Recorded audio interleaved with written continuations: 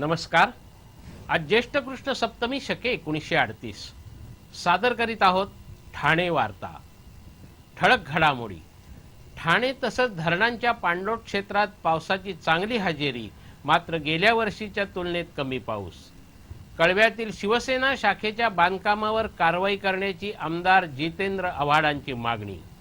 आणि ठाण्याच्या अक्षय देवलकरला दुसऱ्यांदा राष्ट्रीय स्पर्धेचं अजिंक्यपद। या आणि इतर घडामोडी विस्तृतपणे पण काही क्षणातच। ठाणे वार्ता पहा श्रीस्थानक वाहिनीवर। आता सकाळी 9:15 पासून रात्री 9:15 पर्यंत ठाणे वार्ता, ठाण्यातील पहिलं दृकश्राव्य माध्यम। श्रीस्थानक वाहिनी ठाण्याची स्वतःची वाहिनी। ठाण्यातील घडामोडी, कार्यक्रम, वादविवाद, अगदी गाणी, नाटकं याचा आनंद घर बसल्या पहा श्रीस्थानक वाहिनी। आपल्या ठाण्याचं हक्काचं व्यासपीठ श्रीस्थानक वाहिनी। ठाणे वार्ता आता संकेतस्थळावर देखील ठाणेवार्ता.com वर क्लिक करा आणि ठाण्याच्या घडामोडी जाणून घ्या। ठाण्यातील पहिलं ऑनलाईन माध्यम ठाणेवार्ता.com। नमस्कार मंडळी, दर रविवारी पाहायला विसरू नका। नमस्कार मंडळी, आपल्या प्रश्नांचं थेट उत्तर। ठाणे वार्ता पहा श्रीस्थानक वाहिनीवर। आता सकाळी 9:15 पासून रात्री 9:15 पर्यंत ठाणे वार्ता, ठाण्यातील पहिलं दृकश्राव्य माध्यम। जिल्हा न्यायालयानं सूरज परमार आत्महत्या प्रकरणातील 4ही नगरसेवकांवरील जामीन मंजूर करताना घातलेली काही बंधनं शिथिल केली आहेत। ठाण्यातील सुप्रसिद्ध बांधकाम व्यावसायिक सूरज परमार यांनी 7 ऑक्टोबर 2015ला आत्महत्या केली होती। या आत्महत्या प्रकरणात राष्ट्रवादी काँग्रेसचे नगरसेवक नजीब मुल्ला, हनुमंत जगदाळे, अपक्ष नगरसेवक सुधाकर चव्हाण आणि काँग्रेसचे नगरसेवक विक्रांत चव्हाण यांना अटक झाली होती। न्यायालयाने काही अटींवर या चौघांना जामीन मंजूर केला होता। जामीन मंजूर करताना 1 दिवसाआड तपास अधिकाऱ्यासमोर उपस्थिती लावण्याची अट घालण्यात आली होती। या चौघांनी यातून सूट मिळावी म्हणून न्यायालयासमोर अर्ज केला होता। जिल्हा आणि सत्र न्यायाधीश व्ही बांबर्डे यांनी या चौघांवरील अटी शिथिल केल्या आहेत। आता 1 दिवसाआड ऐवजी या चौघांना दर गुरुवारी तपास अधिकाऱ्यासमोर हजर राहावं लागेल। तसंच तपास अधिकाऱ्याला हवं तेव्हा तो या चौघांची चौकशी करू शकतो, असं न्यायालयाने स्पष्ट केलं आहे। या प्रकरणातील तपास विशेष पथकातर्फे सुरू असताना अटी शिथिल करण्यास सरकारी वकील संगीता फड यांनी विरोध दर्शवला होता। मात्र सर्व बाजूंचा विचार करून न्यायालयाने या अटी शिथिल केल्या आहेत। तसंच नजीब मुल्ला आणि सुधाकर चव्हाण यांचं पारपत्र परत करण्याचे आदेश दिले आहेत। न्यायालयाने काँग्रेस नगरसेवक विक्रांत चव्हाण यांना महापालिकेच्या सभांना उपस्थित राहण्यास काही अटींवर मंजुरी दिली आहे। या प्रकरणातील विक्रांत चव्हाण वगळता इतर तिघांना उच्च न्यायालयाने सभेस उपस्थित राहण्यास परवानगी दिली असून विक्रांत चव्हाण यांच्यावरही हाच आरोप आहे।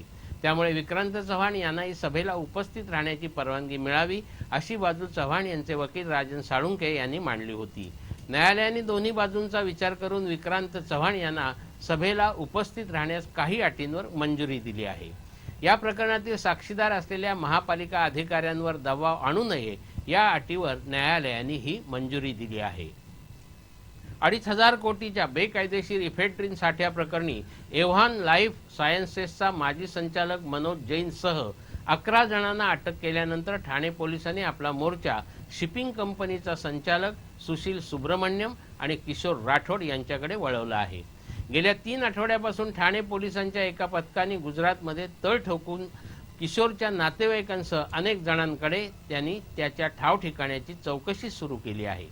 आंतरराष्ट्रीय drug mafia Vicky Goswami, Mamta Kulkarni, Kishore Rathod, Sushil Kumar, doctor Abdullah आणि त्याचे 2 साथीदार अशा 7 फरारी आरोपींचा गुन्हे अन्वेषण विभागाच्या अंमली पदार्थ विरोधी पथकाने शोध सुरू केला आहे।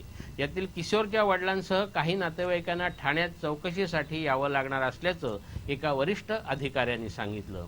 किशोरचा माग काढण्यासाठी उपनिरीक्षक अमोल वालझाडे यांच्या पथकाने अहमदाबादच्या अनेक भागातून त्याची चौकशी केली।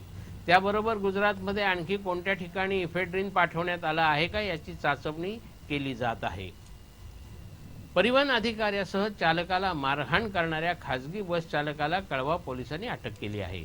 खारेगाव वाहतूक चौकी इथून लोकमान्य नगर इथे 25 जूनला रात्री 8:30च्या सुमारास फेरी पथकाची नोंद करून चालक अडांगळे आणि वाहक बी हांडे हे बस घेऊन जात होते।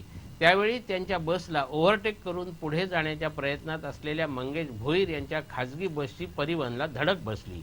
यात बसचं नुकसान झाल्यामुळे त्याची भरपाई करून देण्याबाबत अडांगळे आणि भोईर यांच्यात वाद झाला। याबाबत पोलीस ठाण्यात तक्रार देण्याचा सल्ला परिवहनचे प्रभावी वाहतूक नियंत्रक संतोष भोसले यांनी परिवहनचे चालक अडांगळे यांना दिला। याचाच राग येऊन भोईरने अडांगळे यांना शिवीगाळ करून मारहाण केली। तसंच नियंत्रक भोसले यांनाही लोखंडी जारनी डोक्यावर हातावर मारहाण केली। खारे गावातील वाहतूक नियंत्रण चौकीसमोर घडलेल्या घटनेची पोलीस चौकशी करत आहेत। या प्रकरणी खासगी बस चालकांकडून होणाऱ्या अरेरावीचा प्रश्न पुन्हा एकदा ऐरणीवर आला आहे। ठाणे वार्ता पहा श्रीस्थानक वाहिनीवर आता सकाळी 9:15 पासून रात्री 9:15 पर्यंत ठाणे वार्ता, ठाण्यातील पहिलं दृकश्राव्य माध्यम। आपला परिसर स्वच्छ आणि सुंदर ठेवण्यासाठी ठाणे महापालिकेत सहकार्य करा। ओला सुका कचरा वेगवेगळा जमा करा आणि रोगराईपासून मुक्तता मिळवा। ठाणे वार्ता आता संकेतस्थळावर देखील ठाणेवार्ता.com वर क्लिक करा आणि ठाण्याच्या घडामोडी जाणून घ्या। ठाण्यातील पहिलं ऑनलाईन माध्यम ठाणेवार्ता.com। डॉक्टर आणि रुग्णांचं पिढ्यानपिढ्यांचं जिव्हाळ्याचं नातं म्हणजेच डॉक्टर बेडेकर हॉस्पिटल आता अत्याधुनिक सोयी सुविधा आणि तंत्रज्ञान युक्त वंध्यत्व निवारण केंद्रात IVF आणि टेस्ट ट्यूब बेबीची ही सुविधा। डॉक्टर बेडेकर हॉस्पिटल, महर्षी कर्वेपथ, ठाणे। 65 वर्षांची निरंतर सेवा। ठाणे वार्ता पहा श्रीस्थानक वाहिनीवर आता सकाळी 9:15 पासून रात्री 9:15 पर्यंत ठाणे वार्ता, ठाण्यातील पहिलं दृकश्राव्य माध्यम। जिल्ह्यातील धरणांच्या पाणलोट क्षेत्रातही पावसाला काहीशी सुरुवात झाली आहे। पाऊस जर असाच पडत राहिला तर सध्याची पाणी कपात लवकरच दूर होईल अशी आशा आहे। ठाण्याला पाणी पुरवठा करणाऱ्या भातसा आणि बारवी धरणाच्या परिसरात गेल्या 24 तासात चांगला पाऊस झाला आहे। भातसा धरणाच्या पाणलोट क्षेत्रात गेल्या 24 तासात 40 मिलीमीटर पावसाची नोंद झाली आहे, तर बारवी धरणाच्या पाणलोट क्षेत्रात 24 मिलीमीटर पाऊस झाला आहे। मात्र असं असलं तरी गेल्या वर्षीच्या तुलनेत हा पाऊस बराच कमी आहे। भातसा धरणाच्या पाणलोट क्षेत्रात गेल्या वर्षी आजपर्यंत 546 मिलीमीटर पाऊस झाला होता, तर यंदा अवघा 165 मिलीमीटर पावसाची नोंद झाली आहे। बारवी धरणाच्या पाणलोट क्षेत्रात गेल्या वर्षी आजच्या तारखेला 383 मिलीमीटर पाऊस झाला होता, तर यंदा मात्र आजपर्यंत अवघा 128 मिलीमीटर पाऊस झाला आहे। ठाण्यामध्ये गेल्या 4 दिवसात चांगला पाऊस झाला असला तरी गेल्या वर्षीच्या तुलनेत हा पाऊस तसा कमीच आहे। गेल्या वर्षी आजपर्यंत 856 मिलीमीटर पाऊस झाला होता, तर यंदा आजपर्यंत 645 मिलीमीटर पाऊस झाला आहे। गेल्या 24 तासात आपत्कालीन कक्षामध्ये एकूण 28 तक्रारी आल्या असून यामध्ये शॉर्ट सर्किटच्या 2, झाडं आणि फांद्या पडण्याच्या 9, पाणी साचण्याची 1 तर इतर 16 तक्रारी आल्या आहेत। आज सकाळी कोपरीतील पारसीवाडीतील रतन सोसायटीतील सुमती गांगर्डे यांच्या घरातील छताचा काही भाग कोसळला। महापालिकेने ही इमारत धोकादायक जाहीर केली होती, तर दुपारच्या सुमारास ब्रह्मांडमध्ये सुरक्षा भिंतीचा काही भाग कोसळल्यामुळे 2 4-चाकी आणि 6 दुचाकींचं नुकसान झालं। ठाण्यातील अक्षय देवलकरनी दुसरं राष्ट्रीय अजिंक्यपद पटकावून आपल्या कारकिर्दीमध्ये मानाचा तुरा रोवला आहे। ठाणे महापालिकेच्या सय्यद मोदी बॅडमिंटन प्रशिक्षण योजनेतून पुढे आलेला अक्षय जागतिक क्रमवारीत पहिल्या 30 खेळाडूंमध्ये आपलं स्थान राखून आहे।